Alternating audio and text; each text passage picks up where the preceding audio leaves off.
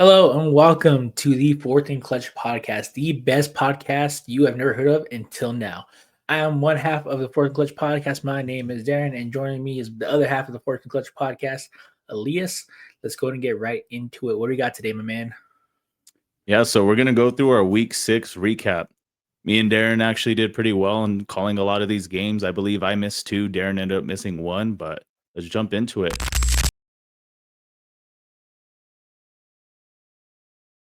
All right, so we got Denver beating the Jets and probably the worst game I've ever seen. Darren, did you have anything you wanted to add about that game? Um, I was really disappointed in both offenses, honestly. I expected a lot more from the Sean Payton led offense and Bo Nix going up in such a terrible Jets defense. The other side of the ball, obviously, I'm a Justin Fields apologist, but that play calling was also so bad on that end as well. I just think overall it's a coaching issue in New York. I thought Aaron Glenn would be there to establish a really good culture, and he's not establishing any type of culture. He's kind of already lost the locker room. So you really have to kind of ask at this point. I know we're only 6 weeks in, but is Aaron Glenn already on the hot seat? Yeah.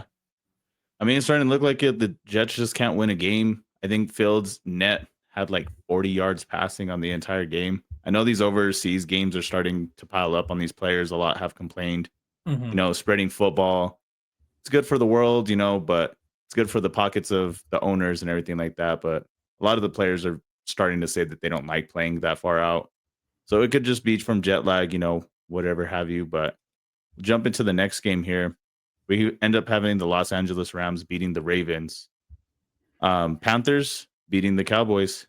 I know you had something to say about that one for sure. Oh, the Cowboys are cheeks. They are cheeks. I know my team ain't much better, but at least my defense gave up 30 to the Panthers. Rico Dowdle looked like the second coming of fucking Emmett Smith against the Cowboys. Like, come on, man. Like, he's at a franchise record on the Panthers. Oh, the Cowboys are just so bad. That's your old head coach, by the way. How do you feel about that? Oh, seeing Eberflus continue to suck like he always did with the Bears and just put me through years of misery and hating life. I love to see it. I hope he ends up out of the league completely. He's a nice guy, don't get me wrong, but he can't coach himself out of a cardboard box. So it's nice to see. And quick note on that too, like what do you think they do with Rico Dowdle with Chuba Hubbard possibly coming back next week? It gets really interesting because Rico Dowdle's kind of become the workhorse back over the last 2 weeks, and they're really relying on him in both the run and pass game. I do think since Chuba Hubbard's coming off an injury, it'll probably be more like a 70-30 split in the snap reps. But I would say if I'm not saying Rico Dowdle has to play like this every single week because it's definitely not possible. No. But if he continues to play at a high level, we already have a conversation of, who's RB1. Chuba already got paid, but it could just be a really good two-headed monster. And if you're Carolina, you need that two-headed monster at running back. Just because you only really have Tip McMillan to throw to on the outside. So you still need to be more of a run-heavy offense than you do a pass-heavy offense. Yeah, I mean, it'll be interesting to see what they do moving forward because, I mean, Rico Dowdle, I can honestly say he's probably the biggest reason why they've won these last 2 games in a row that they've had. Jumping to the next game, we got the Colts beating the Cardinals to move to 5-1. Are the Colts legit? They might be. I don't like giving Daniel Jones credit. I don't like giving him credit, bro. I don't. He's almost like fraudulent to say that he's good, but yeah, exactly. Like I don't know how to feel about it. Like I gotta see more of the season go on. I really gotta see how he plays in division games mainly. Daniel Jones, that'll be like a real determining factor because the Jags have a legit defense that he needs to look out and play against. That division went from being a possible laughing stock to being very competitive all of a sudden, which is crazy to think. Yeah, I mean, a little bit more of a top heavy division for sure with the Titans holding them back, but yeah, I agree. But yeah, really not much to add to this one. Jacoby Brissett played good, almost won them in the game. I mean, I think we have to start questioning. We'll save this for another episode, but I really want to go on a deep dive on can Kyler actually be a star in the NFL on any team if you give him a good situation.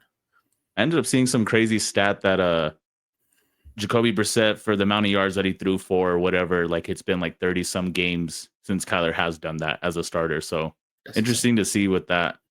Mhm. And then moving on to our next game right now, we had the Jags, speaking of, ended up losing to the Seahawks.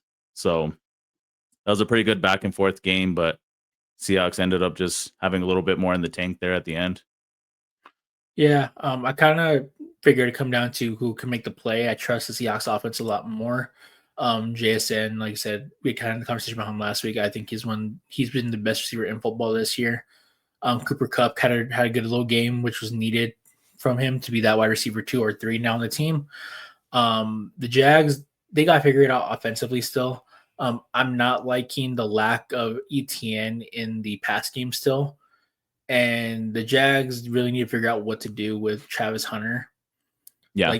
Like, are you? I think at this point you just need to play him at DB primarily, just because his size and he's so good at reading it and running the route for the receiver. He would be a lot better at DB, and then you use him as a gadget player or in certain packages and offense. This whole unbalance of what he's doing is really just throwing him off. He can't get a rhythm. So if I'm the Jags, you definitely that should be priority number one is figuring out what you're doing with Travis Hunter.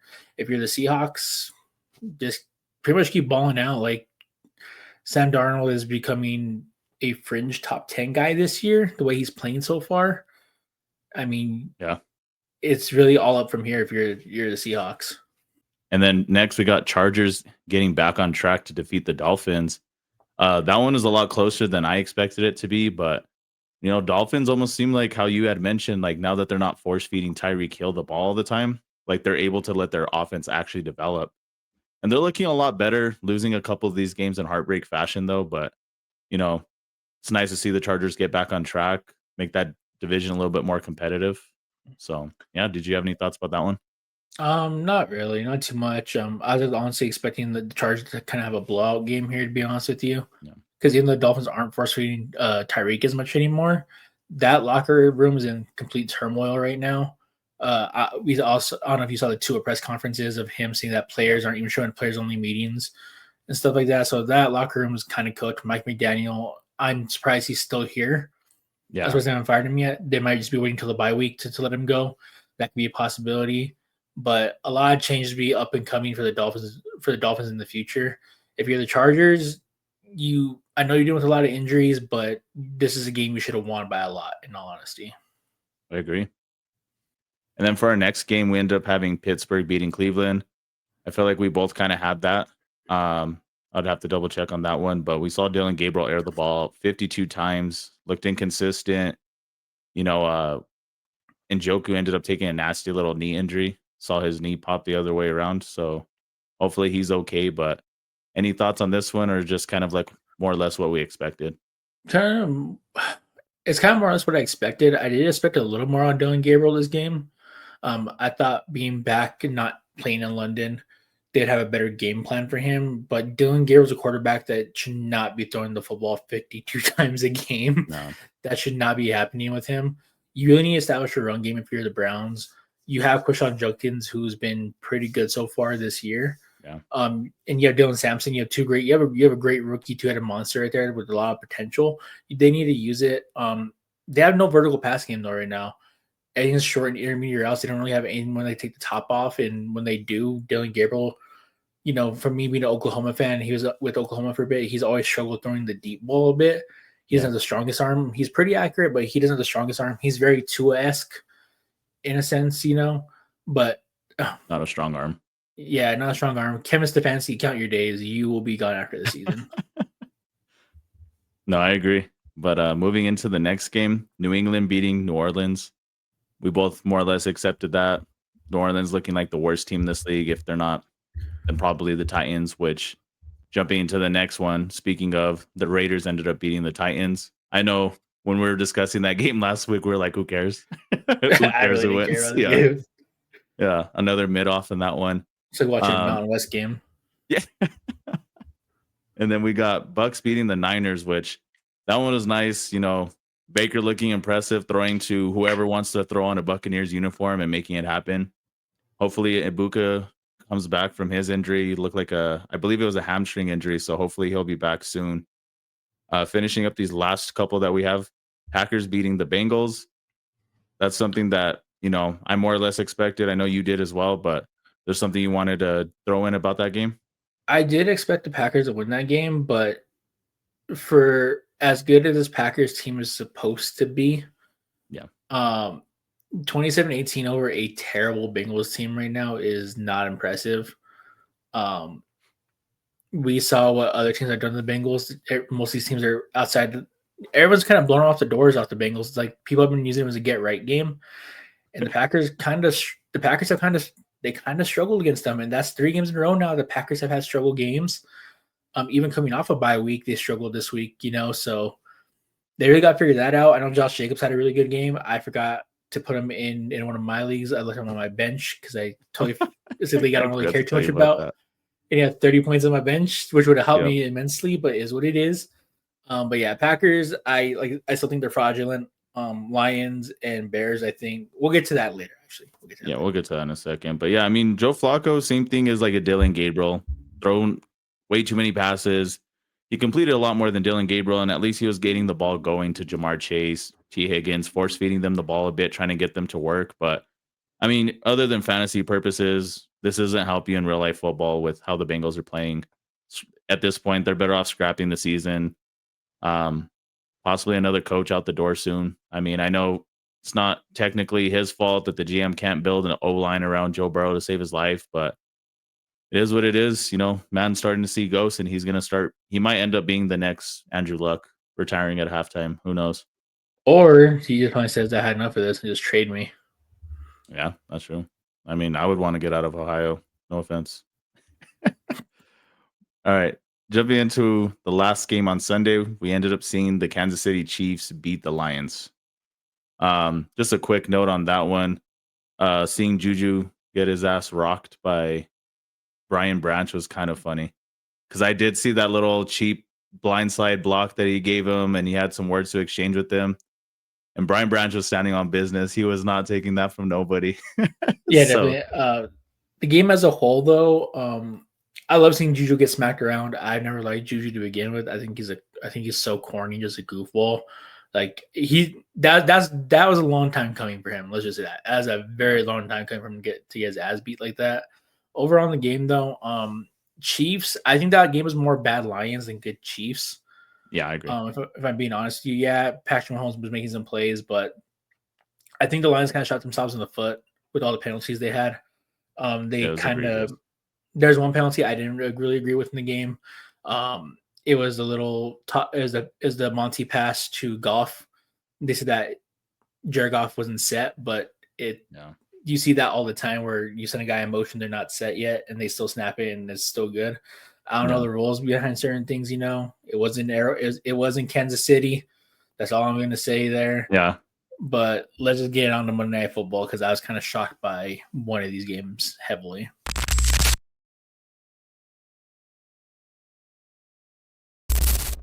All right, we're going to jump into our next topic. We're going to be doing the Monday Night Football recap. We ended up having 2 games. So, Darren, I'll let you take this one over. We're going to start. The game I want to start with is the Bills and the Falcons. This is definitely what I wasn't expecting. I was expecting the score to be flipped in favor of the Bills. What this game did tell me, though, is that the Bills needed desperately to make a move for a wide receiver 1. Josh Allen's trying to play Superman out here.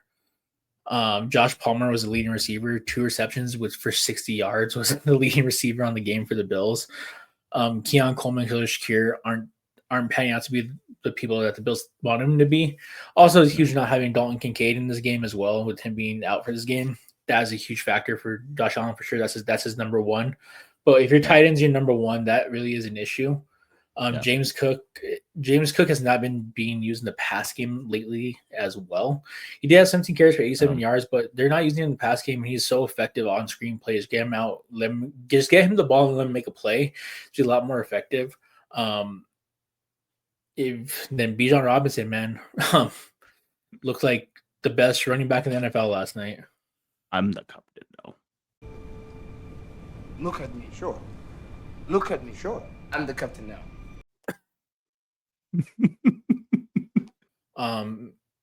Had a great balancing act down the sideline, broke it open for 80. Yeah. He's playing out of his mind. Michael Penix has strung together back-to-back good games. Drake London had a great game as well.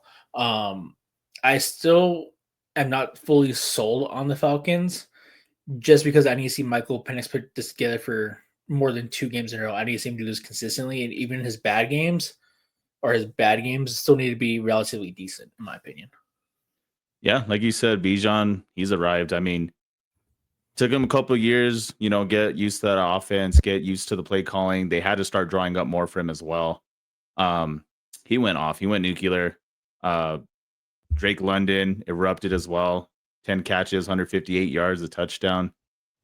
Michael Penix, yeah, like we were talking about last video, like we needed to see him string together more than just one good game. Now he has 2 under his belt, solid performance against the Bills defense, which frankly right now hasn't looked very good, but nonetheless, it's still a much tougher opponent to face, and to get that win out there, that was impressive. Josh Allen looked rough. I can't hide it. I ended up taking notes about that too, that just the lack of wide receiver depth that they have. Like, they have depth pieces that you want when you have a number one, not lack of a number one with those pieces, 2 touchdowns on the day, 2 INTs, 180 yards passing. And like you said with James Cook, they got to get him the ball more in this past game. The last 2 games, they haven't utilized him, and it's showing. They're struggling mightily on the ground outside of him. Like, they keep trying to feed Ray Davis, the sophomore running back at this point. And, he breaks off a couple plays here and there. But, like, other than that, like, you pay James Cook this offseason. You guys need to utilize him more. With Josh 100%. Palmer being the lead receiver with 2 catches for 60 yards, it's like, you guys need more than that. Yeah, they need to make a splash in the trade market for a wide receiver one.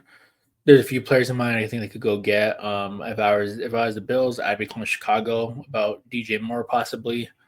I'd even be calling the Bengals. I know they pay T Higgins, but I'd be inquiring about T Higgins too if I was the Bills. Granted, I don't know if the Bengals will want to trade within the AFC to beef up a team that they know that they might run into in the future next year when Joe Burrow can't stay healthy, But the Bills are desperate for a wide receiver one. There's a few teams I think of that might be willing to move off of certain receivers. But if I was the Bills, you need to get Josh Allen help ASAP. He can only be Superman for so long. And you really have to kind of look at the GM of the Bills, because the defense is not what's supposed to be either. The Bills these last few years has declined, and last night was a big indicator of this defense is not what it used to be. And you really got to look at this GM from just kind of saying, like, I had Josh Allen. Like, we can win as long as we have this guy. But we saw last year with Joe Burrow. Joe Burrow had a historically great year and no defense to help him. And Josh Allen's starting to have that issue now, along with no wide receivers to throw to. Really, Donkey Cato will hopefully be back next week for them. He's such an intricate part of their offense, even though he cost me $1,100, neither here or there. But yeah, they need to make a lot of moves on the upside of the ball if I'm the Bills, and start really thinking about how you're going to your draft strategy for next year. Because if you're the GM of the Bills, you're kind of picking for your job next year for sure. All right, now we're going to start with your Chicago Bears and the Washington Commanders. I'm going to go kind of quick on this one because I know you got a lot to get off your chest with this one. Yep. My biggest takeaways from the game, honestly, was the arrival of the Bears' run game finally. We've been waiting to see this. This is probably DeAndre Swift's best game since he was in the Eagles uniform 2 years ago. And I don't think it's debatable. He did great in the pass game, had great in the run game. Ben Johnson was scheming it up very well to just kind of let Swift do what he does best and find the hole, let him hit it, and let him get shifty. That was huge for him. Downside for the Commanders, I mean, they were out with some of their weapons on the opposite side of the ball. No Terry McLaurin. Debo's playing with the injured Hill. But even then, Jaden Daniels made a lot of critical mistakes that kind of lost him the game. He brought him back, but then he kind of lost at the same time. I understand it was raining. He didn't catch a snap the best, and he bobbled it trying to hand it off. But that's a mistake that can happen on that situation. At most, you just kind of eat it there and just fall on it. Instead, he tried to still force the handoff, and it turned into a Bears turnover. The one negative I can say from the Bears is you guys got to send Tyreek Stevenson into the sun. He stinks. Like, I thought Adoree Jackson and Keely Ringo were bad. No. Tyreek Stevenson is cheeks. He is basura. Yeah, so I mean, Tyreek Stevenson, he's strung together a couple of good games, but then you look at the matchups he's playing against. He's playing against like third, fourth string receivers, and it's like, well, naturally he's going to have a good matchup. That's why it was good to finally have Kyler Gordon come back into the mix, and the Commanders were missing a few of their top weapons. We're missing Jalen Johnson, our number one corner at that side. We barely got some of our defensive starters back this game for the first time in the season. So, it's just that time of the year where you got to make it happen with what you have, like, and everyone's injured at this point. Injuries are part of the game. So may the best team win. And in this instance, I think the best team did win. My Chicago Bears, it seemed like there was nothing that could go right for us. Every time that we held the Commanders to a third down and they didn't convert, you would just see the yellow flag fly up on the Chicago Bears, automatic first down. Yellow flag, first down. So the officiating this game was just god awful. I was sitting there watching the game with my family, and we're just throwing our hands up and just like, never mind. Like, what's the point of watching this? Like, it seems almost rigged to a point. We don't like to talk about that in the sports world, and we don't want to think that they would ever do something like that. Like, just let the teams play, best team wins. But sometimes it gets to that eerie feeling where it's like, this is kind of obvious. There was that drive where Caleb threw a dot to the corner of the end zone over to Roma Dunze, who had to extend to catch the ball. And they called a phantom illegal formation call where I believe it was Theo Benedict at left tackle who was lined up a little bit off the O-line, which the tackles can do that. It's just as long as their helmet aligns with the ass of the center. And if you look at the image, even Troy Aikman, who couldn't live without Jaden Daniels' name in his mouth for more than 3 seconds, like, even he was like, oh, you can't see it from that angle. Like, he didn't want to admit that it was a bullshit call, but eventually gets to that point where it was just horrible officiating all the way through, ridiculous calls. But, other than that, get into the positives. Caleb Williams, 17 to 29, 252 yards, 1 touchdown, 0 INTs. Also ran one in. Just another up and down game from him. Honestly, he missed some easy throws. He made some great throws. It's like, can we just start stringing along the two? Make the easy throws, make the hard throws. The hard throws don't need to be so often because that's why they're hard throws, But the easy ones, you need to find those a lot more often. There was a couple where you could see, there was one where Kyle Monunga is running off to the end of the end zone to the right-hand side. And Caleb, with just instant pressure, he just didn't see him fast enough. But sometimes you got to process that quick enough because, on average, you're only going to get a couple of seconds behind that center. Definitely. And I did notice it a few times with him last night. He predetermined where he was going even before he snapped the ball. And the times he did that, the ball almost got picked off or got deflected. Yeah. He needs to really do a better job of going through his progressions. The 2-point conversion, which you said to Kyle Monungai, was just a designed route for Monungai to be open, but he predetermined he's going to I think it was Rome running the little slant route across the middle, but it should have gone to Monungai. And then the small issue I had with Caleb last night, there was a few plays last night where he was just holding on to the ball way too long. Yeah. Trying to make something out of nothing. And he needs to really limit that. We talked about it last week. It's okay just to take the sack, throw the ball away. Stop trying to force to make the big play because it's not college anymore. Yeah. Like, teams in the NFL will capitalize more often than not versus college. You can get away with this sometimes in college because of bad play. You're playing a bad school. The NFL is totally not like that. My biggest takeaway from the game from this, though, is definitely this was a huge win for the Bears, obviously, but this was a very, very big one for Ben Johnson in particular because he coached a hell of a game, and I think this game really won him the locker room over fully now. I know guys are starting to buy into the system finally, but now I think after a game like this, they're fully all in with Ben Johnson. So props to Ben Johnson. You coached a hell of a game. Time management was great. You trusted your guys. Jake Moody showed up. Actually, I can't lie. I can't lie to you. I was watching the game here at my house with my girlfriend. I looked at her as like, I got a feeling this is gonna get blocked for the last field goal. I was like, I had the smallest feeling because I was like, it's the Bears. If it happens to anyone, it would be the Bears, and it would happen to Jake Moody. But I love that he made it, and the team embraced him after. He's had a really down year. 49ers cut him. He's been pretty inaccurate this year, but he was the hero of the game last night for the Bears. He went 4 for 5. One of them did get blocked, but other than that, he was pretty nails throughout the whole game. Yeah, no, I mean, I appreciate it. There was like that clip going around where Deebo Samuel like smacked him and told him to get his head in the game or get his head out of his ass, whatever the context of that was. So it was kind of nice to see different teams, Jake Moody hitting the game winner on him. Yeah, just getting into Jaden Daniels real quick, I thought he had a solid game. Again, like I said, I'm looking at it and I'm watching the game play in, play out. I'm paying attention to every little thing. Again, I know that he hasn't had Terry McLaurin for the majority of the year. Deebo Samuel, even though he was doing his work, he was playing injured. So I do understand that. He was throwing to Chris Moore and some other receivers who I've never heard of. But, it might have been the game plan. It might have been the weather. I just noticed every throw was a check down. It was a 3-yard slant, 4-yard slant, 5-yard, turnaround. The couple that he did have where it was just broken coverage and he threw the ball just to a wide open receiver, like great throw. The seam down the middle that he had to Zach Ertz, that was a great touchdown. That was his best throw of the game, in my opinion. The rest, I was just like, you could have had 29 other quarterbacks make those throws. So I think it might have been the game plan, the weather, like I alluded to, but who knows? I think he still had a solid game, minus the fumble, the costly fumble, the interception as well. That was just an atrocious throw. That one just went straight to Jaquan Brisker. Didn't really have to do anything. Just one of those ones where possibly just didn't even see the defender in that moment. And then Jacoski Merritt, I want to root for the guy, but he had a costly fumble as well. It was nice to see the Bears defense for once hold up against the run. So that was nice. They held him to a 3.6 yard average. So, all in all, I think the Bears defense is finally starting to show up a bit. Bears offense, if we can keep this run game established, it's going to be a lot better of an offense moving forward.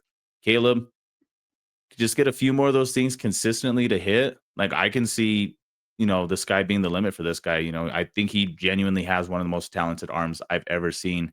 It's just the between the ears kind of things where he just got to make those quicker throws and just get those easy ones. But all in all, I thought my Bears played well. I thought the officiating was atrocious. And, I thought Jaden Daniels as well showed up. Yeah, it's definitely the matchup you want to see out of top 2 picks, the number, especially in the same class. So that's very nice to see. Like I said, for Caleb, just continue to play within the Ben Johnson offense. Learn the system, play within the offense, and then go be yourself after you got the offense down.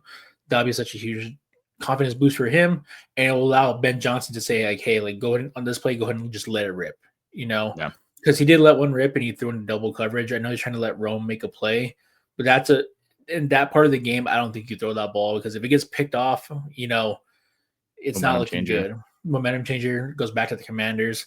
Jaden Daniels, still kind of getting back from that knee injury, saw him limping after a few plays last night. When he gets fully healthy, it'll be good. Like you said, Jaquaski Merritt, a lot of potential there. He still is a rookie. The rookie woes will happen with the fumbling issue, that will get corrected. But overall, great game. Probably one of the better games I've seen at a Monday Night Football recently this year. Yeah. So that was nice to see. But again, huge win for Ben Johnson and the Bears and the Commanders.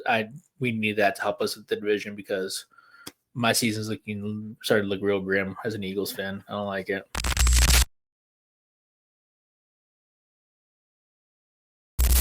All right, and then jumping into our next topic, we ended up having a coach over in the AFC getting fired. So Brian Callahan of the Tennessee Titans was fired over the weekend. Mike McCoy is going to take over right now as interim head coach. He was the Titans' senior offensive assistant.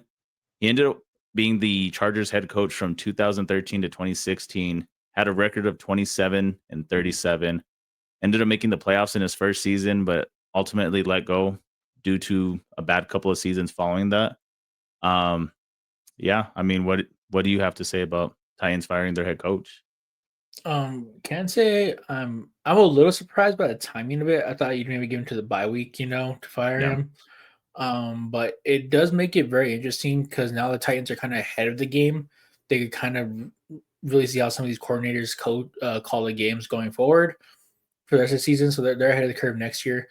It is really intriguing job to take because you do have the number one overall pick in Cam Ward there, who has had flashes of what he can be, Just a bad situation. Brian Callahan, I don't think he was head coach material. I think a lot of people took a lot of stock in him being the OC for the Bengals, but I could call the offense for Joe Burrow and he'll make me look good too. So it's really not that hard to call that offense with Jamar Chase and T. Higgins. I could be successful calling that play calling there. The real question is, where do the Titans go from here for as far as coaching goes? Obviously, you want to go offensive mind here, kind of similar to what the Bears did with Ben Johnson. If you're the Titans, you kind of look at Clint Kubiak, the OC out in Seattle, who's working magic right now with Sam Darnold, who had a decent year last year at the Saints before Dennis Allen got fired. You kind of look at, or do you want to go the defensive route? If you go the defensive route, there's Vance Joseph, who didn't have the best head coaching tenure in Denver, but now that he's been under Sean Payton for 3 years, that's not a bad coaching tree to go from there. You look at Brian Flores in Minnesota. The only issue with that, though, is if you go defensive minded, you have to hit it out the park with your OC hire. So if you go that route, you gotta say like, hey, like Mike McDaniel's right there, probably gonna get fired. We gotta bring him in as OC. Even Joe Brady could come in as a head coach too from the Bills. A lot of options for the Titans to go a lot of different directions. For this year, you just kind of take for what it is. You're probably gonna have a top 5 pick. And you might want to consider looking again. They need receivers, man. Calvin Ridley is cheeks now. Like he is. Absolutely. I don't know what happened. Like I know he missed the year because of the betting scandal, but he didn't look that bad last year. Like he had flashes last year looking like himself. Yeah. This year he can't catch a cold in the winter, which sucks for Cam Ward. But yeah, I'm curious to see where the Titans go from here as far as the hire goes. It'll be really interesting to keep an eye on throughout this offseason because this might be a big year for coaching turnaround overall. Yeah. I saw some interesting stat that's saying that 6 out of the last number 1 overall QB picks in the draft ended up having their head coach fired either the same year or the following year. So I'm noticing this trend, especially as Bears fans.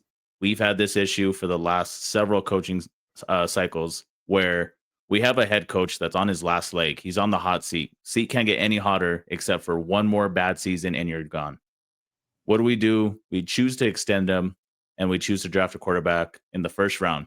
Let's pair the brand new rookie quarterback with the head coach who's 1 foot out the door. This is the issue that you're seeing with a lot of these teams, and they did it with Brian Callahan too. Didn't have a great season last year, had some things that looked good, some things that looked horrible. So instead of just pairing the rookie number 1 overall quarterback with Cam Ward, pairing him with a brand new head coach, get somebody who can get in here and develop his skill, develop his talent. They go ahead and just give Brian Callahan another shot, and then the team just looks awful. Like if it's not the Saints, it's for sure the Titans are probably the worst team in the entire NFL. They're so hard to watch. Like you said, with Calvin Ridley supposed to be their best weapon, he can't catch the ball to save his life. The running back room, like they can't get anything going with that either. The defense is atrocious, like just top to bottom. They don't look good. And, you mentioned the name Brian Flores, and, I know there was that whole debacle with him and Tua where he basically just didn't want Tua there. He treated him like shit, supposedly, allegedly. And, a bunch of things went on and it basically led to his dismissal. And, it is crazy to see his turnaround. He is a legit defensive-minded coach. Maybe he can command a room if he's given a second chance. But some of the other names you mentioned, Joe Brady would be one of my top choices for the next hiring cycle. It seems like he's always getting a look at, but he's never getting the official nod. So that's one of the names that I found interesting that I think for sure he's going to get a job this offseason. It does get really interesting with Joe Brady, though, because I think he will be a big name in the market of the NFL. But what makes it really curious when it comes to Joe Brady is that Penn State just fired James Franklin, not at the college level, and that is a premier coaching level, head coaching job where if you get in that position, you're kind of have it made.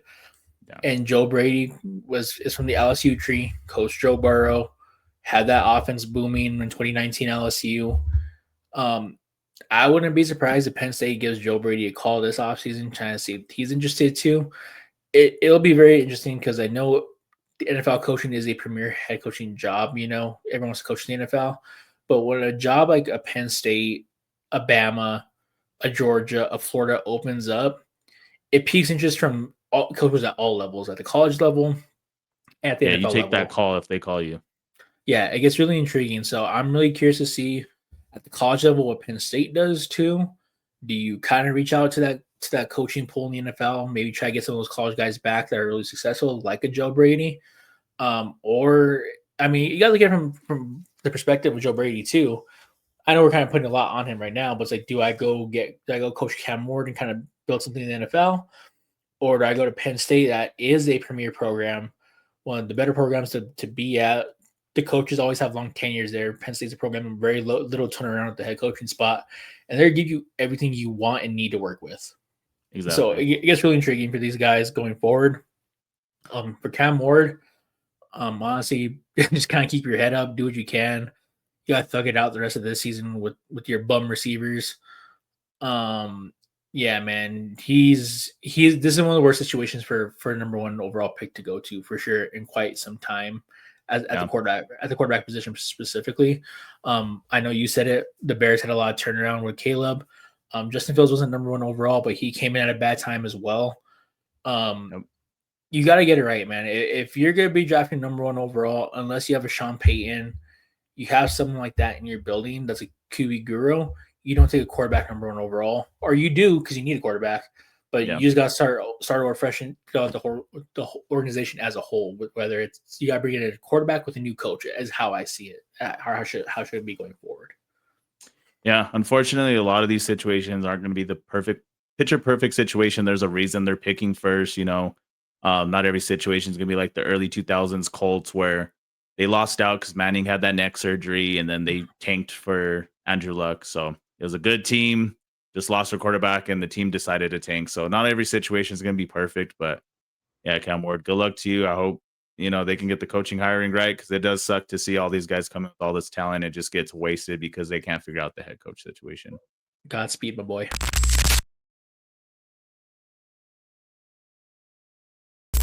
All right. So next on the docket, I want to bring this one up. Where do the Eagles and Bills go from here to get back on track?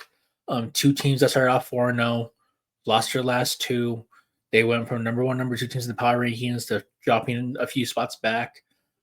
They're both in similar situations in terms of like what is going on these last two games, what's completely happened.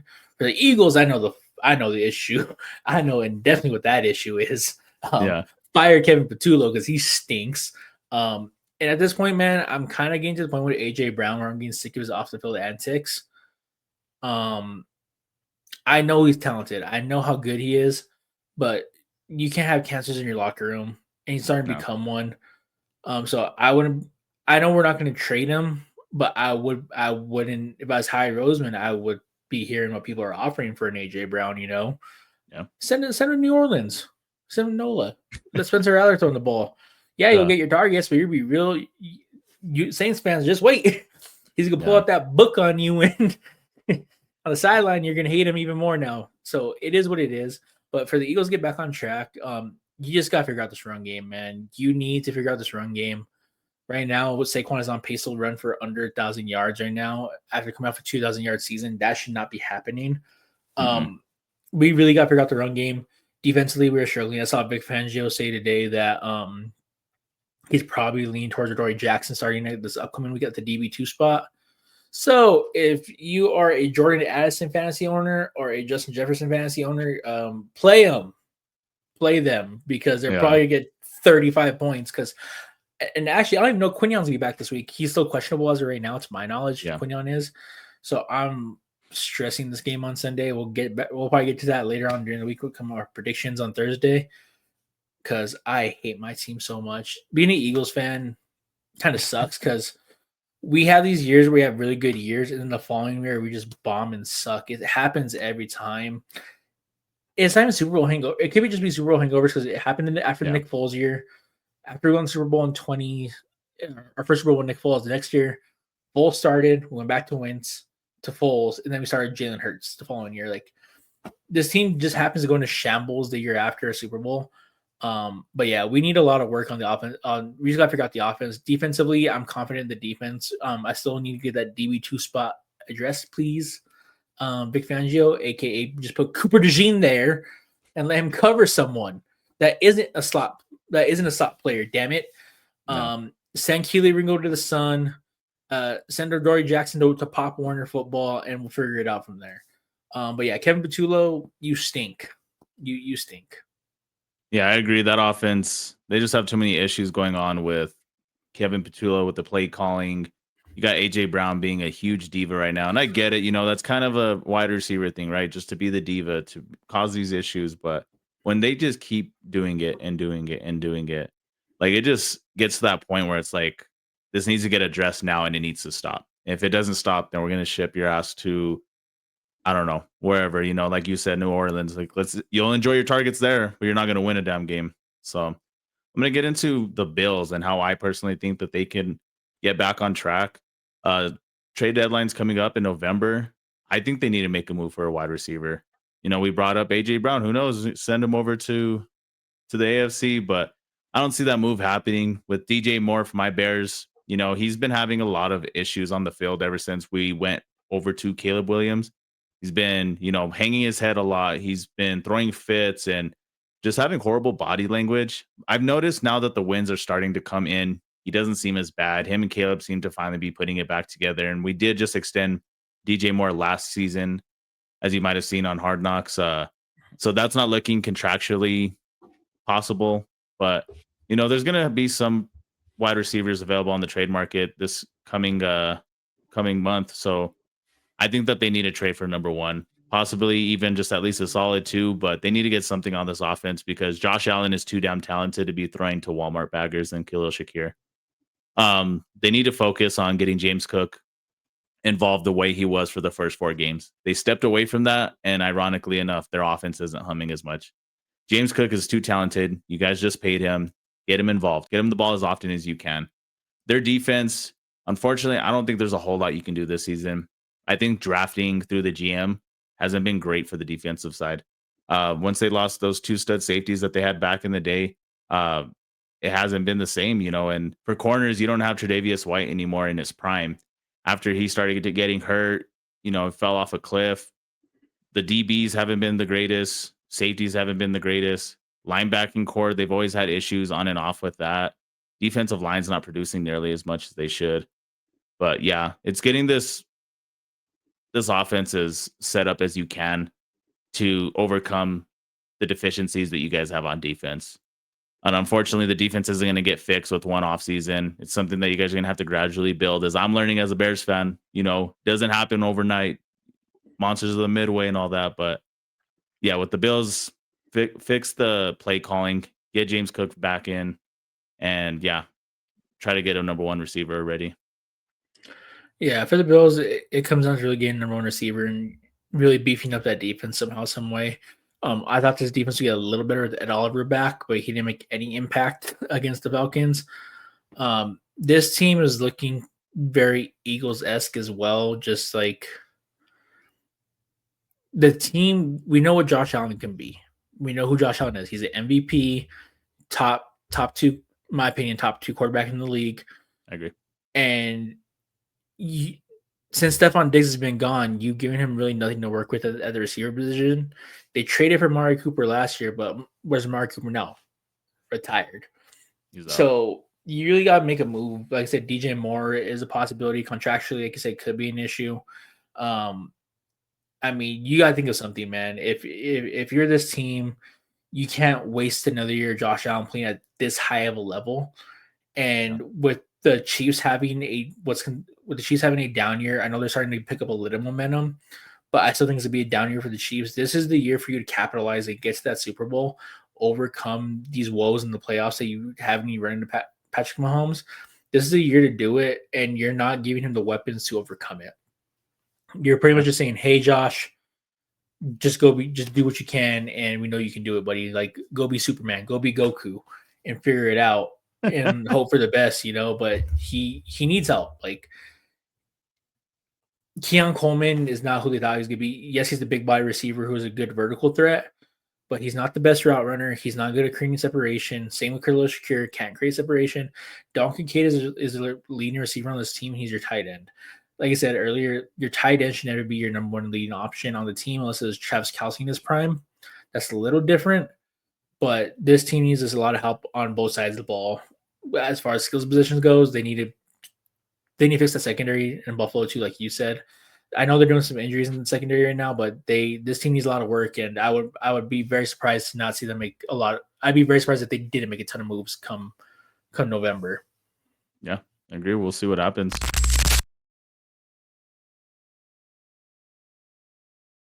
And then for our next topic, we're going to have a preview of Thursday Night Football, which is going to be the Bengals versus the Steelers.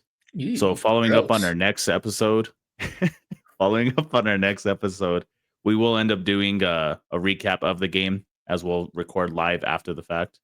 I don't have a whole lot to say about this one. You know, Bengals looks a little bit better with Joe Flacco, but the lines on these games don't really move. Their offense is projected roughly the same amount of points as they were before. So, you know, it's not really changing much.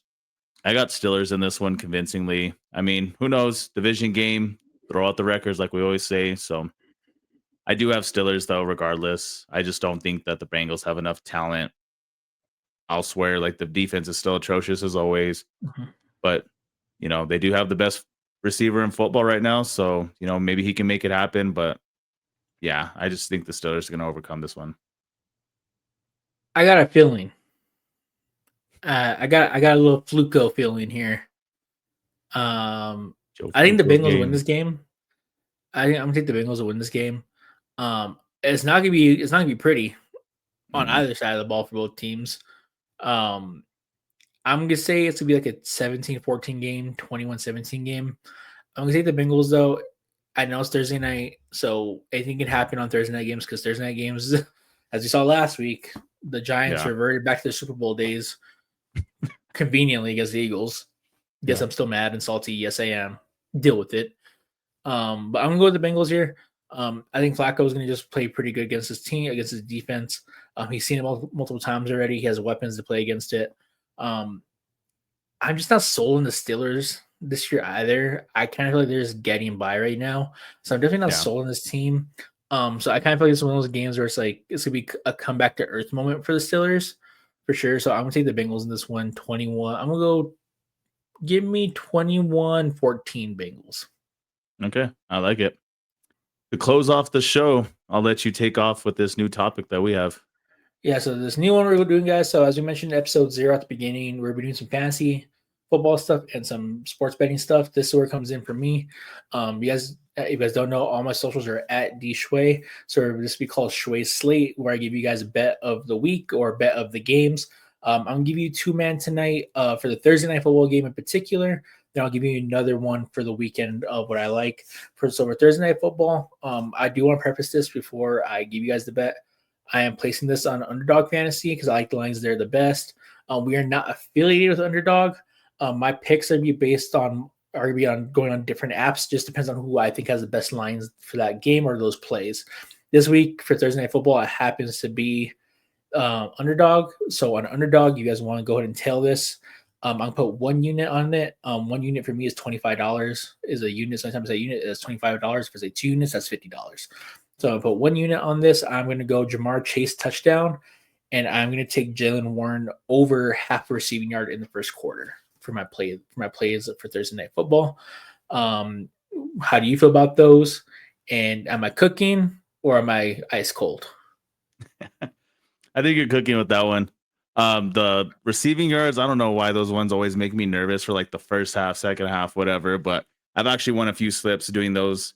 You know, it's like, come on. Just get 1 yard receiving. And I think Jalen Warren's been involved in the offense enough to, you know, just get one dump down pass to him, just fall forward a little bit. Yeah, I think you're cooking with that one. All right, so come Thursday, guys, I'm going to give you guys a 2-man and a 4-man play for that one. I just got to see who's in and out this week, so I'll have a better feeling for that come Thursday. So be tuned for that at the end of the episode when it gets posted on Friday or Saturday. I'm going to repost it. Other than that, guys, I think that's pretty much all we got. Be prepared for us to get more active on TikTok and Instagram Reels now. Now that we kind of got our first episode 0 out the way, now episode 1. So pay attention to TikTok and Instagram Reels because, like I said, we're gonna be posting some separate content that isn't a part of the show here. Will be on there, so you'll see some stuff like would you rather this player or that player. Even with Elias, who I know wants to do some fantasy stuff, so I was thinking about cooking up in or out on this guy for fantasy for the rest of the year. So just kind of be prepared for that, guys. And just thank you guys for support on the first episode. Almost 100 views in 24 hours.